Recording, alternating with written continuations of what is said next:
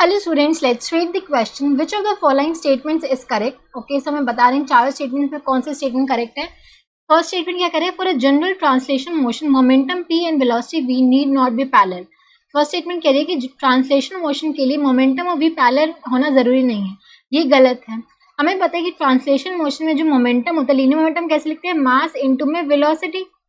ठीक है, सो linear momentum and velocity हमेशा हमारे क्या होते हैं, पैरेलल होते हैं. linear momentum and velocity they are always parallel. ठीक है, so they need to be parallel. So first हमारा incorrect हो गया.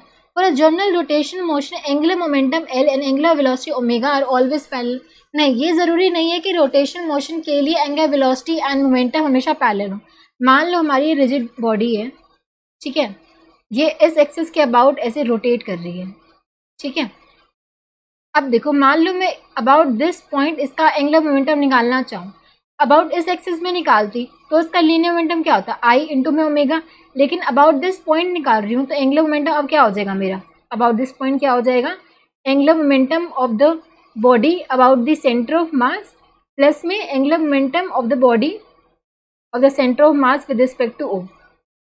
ठीक है, यहाँ पे angular momentum of the body with respect to O निकालना, तो ये हो जाएगा angular momentum of the body with respect to centre of mass plus में angular momentum of the body of centre of mass with respect to O. तो body का with respect to centre of mass तो हो जाएगा आई omega, बस इसका जो about ओ हो जाएगा वो क्या हो जाएगा, मान लो इसकी लीनियर वेलोसिटी v है तो एम वी इंटू में परपेंडिकुलर डिस्टेंस, मान लो ये कुछ r हो गया तो ये हो जाएगा एम वी इंटू में r.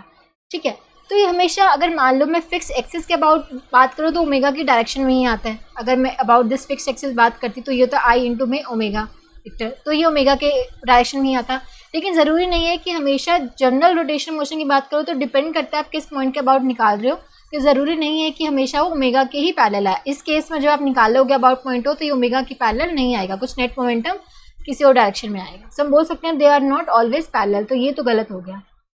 ठीक है, for a general translation motion acceleration a and velocity v are always parallel. ये भी ज़रूरी नहीं है कि दे आर ऑलवेज पैरेलल. मान लो अगर मैं प्रोजेक्टाइल मोशन की बात करती हूँ, प्रोजेक्टाइल मोशन में क्या होता है, हमारी जो वेलोसिटी होती है, मान लो यहाँ पे से आपने प्रोजेक्ट किया, अब एट हाईएस्ट पॉइंट बात करो, वेलोसिटी हमारी हॉरिजॉन्टल हो जाती है, वर्टिकल कंपोनेंट तो जीरो होता है, एक्सेलरेशन हमारा डाउनवर्ड एक्ट कर रहा है.